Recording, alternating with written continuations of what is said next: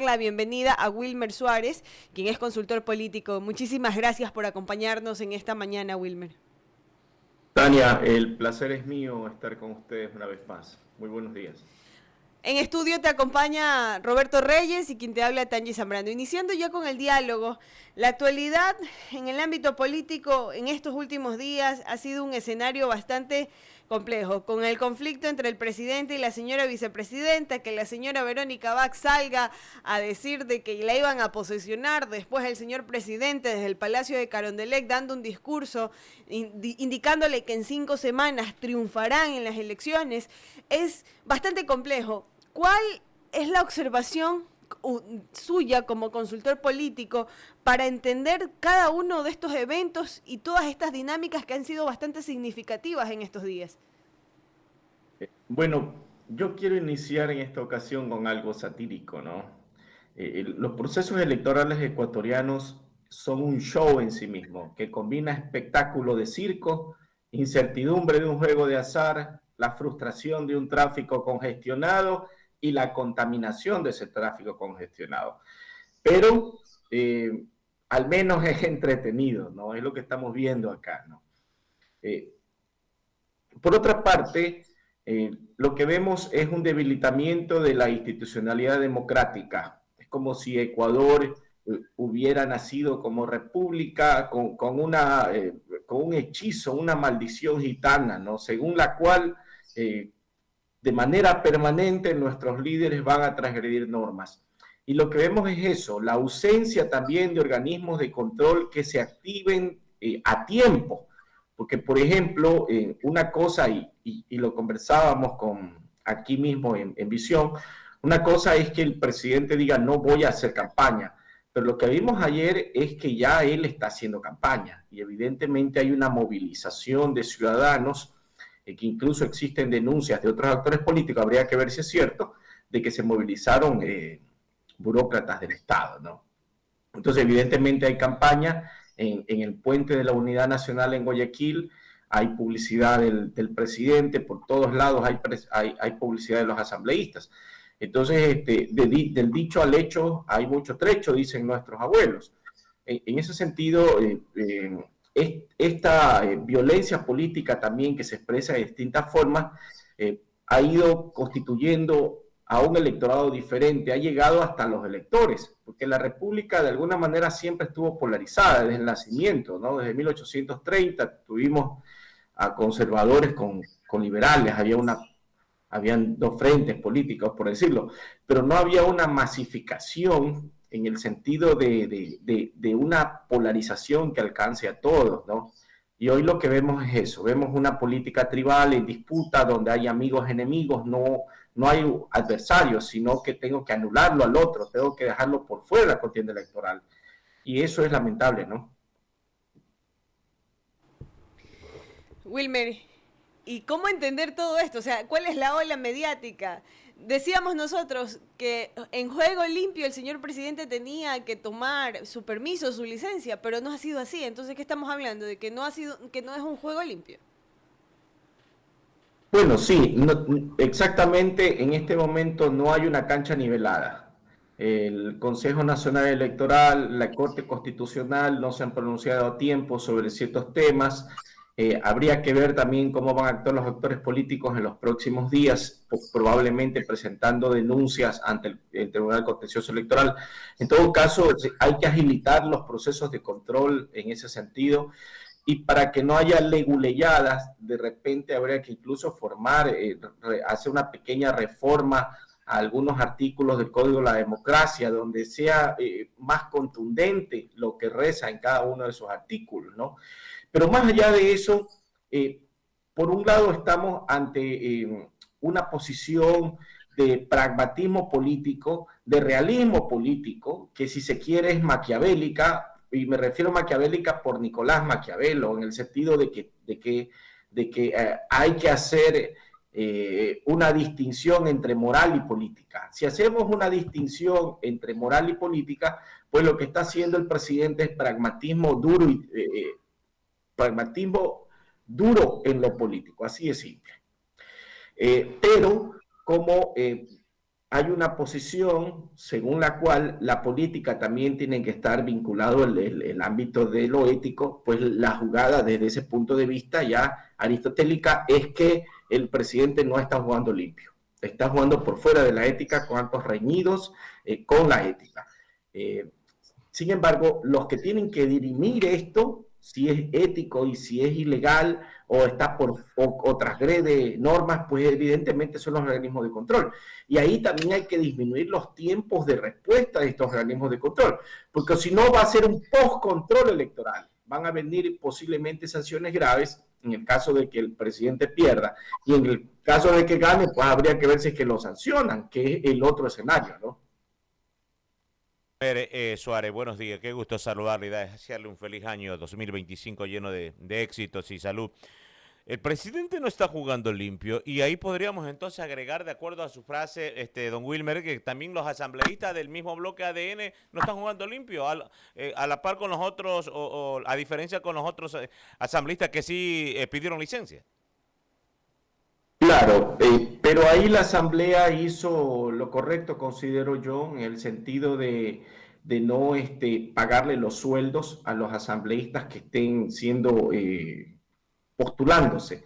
Sin embargo, en un diálogo que he mantenido interno con algunas personas que conocen del tema, uno de ellos hacía un comentario que me parece importante, que desde el momento en que están aceptadas las candidaturas, ellos ya tenían que haber iniciado el trámite ipso facto de licencia sin sueldo en algunos casos. Si ustedes revisan un común de los mortales, por ejemplo, un Wilmer Suárez, que trabaja en una universidad, si se postula inmediatamente, la Dirección de Talento Humano de esa institución activa la licencia sin sueldo para que sea candidato.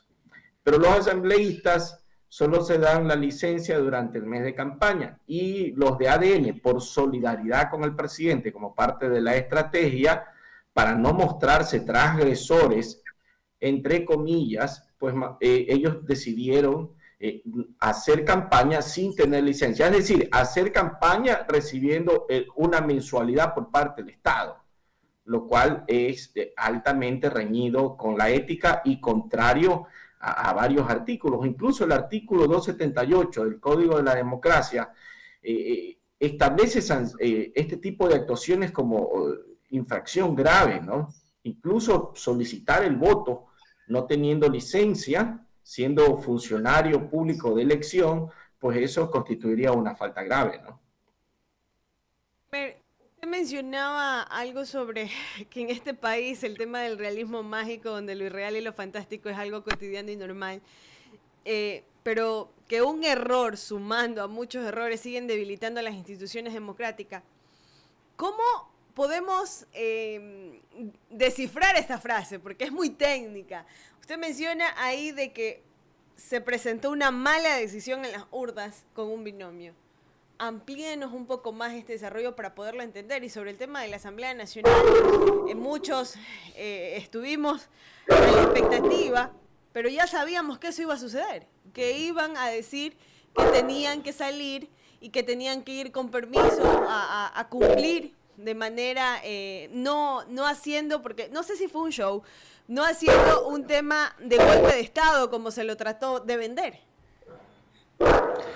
A ver, sí, es muy buena observación. En el Ecuador en realidad hay una fiesta electoral, por decirlo de una manera jocosa. Es un espectáculo circense donde hay mucho bullicio cargado de violencia y contenido falso. En eso se ha constituido la campaña política ecuatoriana. Es difícil hoy en día que los electores puedan dirimir qué es falso y qué no es falso. A mí me llegaron por 3 grupos de WhatsApp, por citar un ejemplo, una supuesta resolución de la Corte Constitucional donde destituía a la Asamblea porque la Asamblea se iba a extender y a extralimitar en sus funciones. Eso me llegó medio día antes de que la Asamblea entre en sesiones. Entonces, dirimir qué es lo falso y qué es lo real es difícil. Ahora, en términos de este realismo mágico, que es una forma literaria de entender la realidad, Lo que quiere decir es que en el Ecuador también creemos muchas cosas, los electores, y los actores políticos no contribuyen a consolidar las instituciones políticas, porque como revisamos anteriormente, ¿no? Cada actor político quiere un traje a su medida. No importa qué presidente llegue, todos quieren un traje a su medida, porque de alguna u otra manera no tenemos una cultura cívica de respeto a la institucionalidad. Eso se ve de distintas formas, ¿no? Desde cuando nosotros transgredimos una norma de tránsito, hasta cuando no hacemos la fila y queremos sortear la fila y entrar primero a hacer los pagos. Es decir, la viveza criolla, esa viveza criolla que se ha extendido hasta los políticos, con la diferencia que el ciudadano comete actos de pequeña viveza criolla. Los políticos son vivezas criollas enormes porque lesionan la institucionalidad. Y cuando vía decreto ejecutivo se lesiona la Constitución, pues evidentemente estamos ante una enorme viveza criolla con aliados políticos. Y lo que preocupa también es que dentro de este realismo mágico también intervienen las Fuerzas Armadas. Las Fuerzas Armadas no son deliberantes, cometen el error de pronunciarse públicamente sobre algo que tiene que dirimir la institucionalidad de control, en este caso la Corte Constitucional, pero no puede dirimir las Fuerzas Armadas si van a apoyar o no a la señora Abad. Las Fuerzas Armadas simplemente tienen que, hasta que exista una resolución por parte de un organismo que hace control de constitucionalidad, las Fuerzas Armadas no tienen por qué convertirse en un actor político. Eso ya se lo superó con la reforma del 2008. Recordemos que antes de la reforma del 2008, las Fuerzas Armadas dirimían quién finalmente tenía su respaldo o no. Y cuando las Fuerzas Armadas le quitaban el respaldo, se caían los presidentes. Se supone que eso ya se superó, pero nuevamente vemos a las Fuerzas Armadas como actor político, ¿no? Don Wilmer, el hecho también, por ejemplo, y decíamos sobre la no licencia que ha pedido o que no va a hacer uso de la licencia el actual presidente para justamente su periplo por ir a la reelección, argumentando de que fue una muerte cruzada y que está terminando un periodo para el cual él no fue electo, es decir, lo del señor Guillermo Lasso. ¿No toma un mal precedente para futuras elecciones y futuras ediciones a nivel del país? Evidentemente, es un capítulo más de transgresión institucional, porque lo que se menciona ahí es una sentencia de hace muchos años atrás de la Corte, si mal no recuerdo, es del año 2010, y la reforma al Código de la Democracia que obliga a las autoridades en funciones a pedir la licencia. Son dos distintas cosas. Una es computar, sumar el tiempo, y otra es la obligatoriedad de la licencia para jugar en cancha nivelada. Entonces, en la interpretación cómoda, ligera, ellos suman las dos y confunden las dos a conveniencia, ¿no? Pero yo creo también que ahí hay burócratas obsecuentes que están con el presidente. El burócrata obsecuente es ese que dice, pegue o mate, mi jefe es. Entonces, el burócrata obsecuente no tiene pensamiento crítico, no está, hasta cierto punto, no es consciente de lo que está haciendo y también no tiene una conciencia sobre cómo afecta eso a otras personas o a la institucionalidad. Entonces, el presidente yo creo que está rodeado de burócratas obsecuentes que tampoco le hacen ningún favor, porque la burocracia también es la culpable de que existan inconvenientes o una mala aplicación de las normas públicas, ¿no? Sin lugar a dudas, y es elocuente aquello, don Wilmer. Ahora, ¿qué podemos esperar en esta ya que arrancó el proceso de la campaña política durante este mes acá en nuestro país con los candidatos al sillón de Carondelet, a los asambleístas? ¿Qué panorama nos esperan los ecuatorianos? Bueno, es un poco difícil determinar eso, pero en medio de todo este continuo llamado a proceso electoral que se le hace a los ciudadanos. Los ciudadanos ya estamos cansados de ir a las urnas una y otra vez y otra vez sin que la realidad cambie. Es como si estuviéramos viendo un reality show, pero en lugar de votar por un concursante favorito, votamos por el menos peor, la más alegre, la tiktokera, la influencer, la gritona, el indefinido ideológico y los normales. Entonces, dentro de esa lógica, el Ecuador aún sigue frente a dos posiciones. El resto muy difícilmente van a poder colarse. No, creo que en esta ocasión no va a haber cabida para un tercero. Tenemos que definirnos por Noboa o por González o Noboa. Es decir, dentro de eso se ha encuadrado la dinámica política electoral. Recién iniciamos el año con una jornada política. Ahora, hay distintos tipos del electorado, las campañas no son las mismas, cada campaña es diferente a la otra. Por ejemplo, ahora nosotros podemos mencionar que hay al menos 3 tipos de electores, ¿no? El elector apático, ya lo decía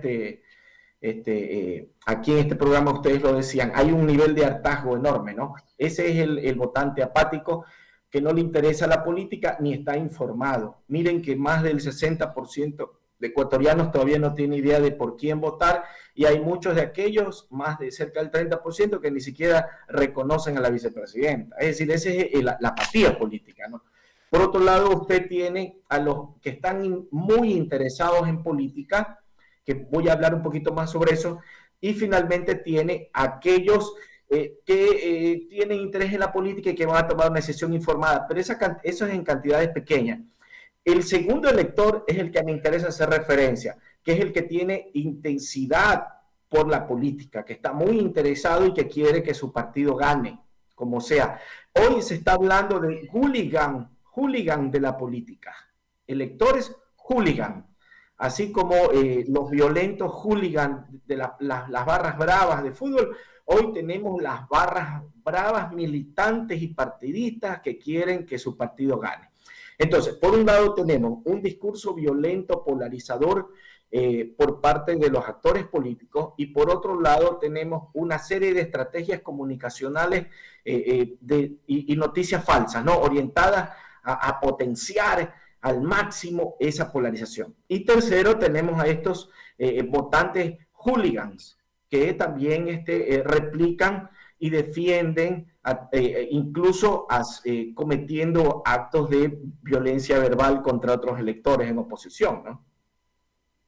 Lugar a dudas, don Wilmer, y el tiempo nos viene corto, ¿no?, para seguir hablando con usted, pero es la primera entrevista en este año 2025. Yo creo que en este mes vamos a tener mucho que hablar, lo vamos a molestar para seguir dialogando, porque estamos en enero 6, recordemos el 9 de febrero son las elecciones, entonces hay mucha tela que cortar, sin lugar a dudas, y hablar de diferentes tópicos dentro de la misma política, y usted como un consultor político, sin lugar a dudas, nos va a dar luces a nosotros y más que todo a los oyentes y televidentes, que ese es nuestro objetivo y ese es nuestro afán de orientar justamente para que en el momento que vayan a la urna tengan, si no una total convicción o ya certeza de buscar un mejor país o buscar mejores días, que vaya más o menos encaminado a eso, ¿no? Porque esa es nuestra misión. Así que agradecerle y dejarle en la parte final, mi estimado don Wilmer Suárez.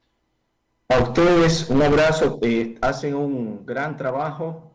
Es importante que a través de los medios de comunicación los ciudadanos nos informemos sobre las ofertas de campaña, que tratemos de hacer un ejercicio de comparar las ofertas, ver qué tan viable puedan ser a través de nuestro propio juicio, ¿no? Y créanme, electores, que el voto fundamentalmente es emocional e ideológico. Así que cuestionarnos en nuestro fuero interno sobre el cómo votamos o tenemos que votar. Un abrazo. Don Wilmer Suárez, gracias por estar aquí en este primer día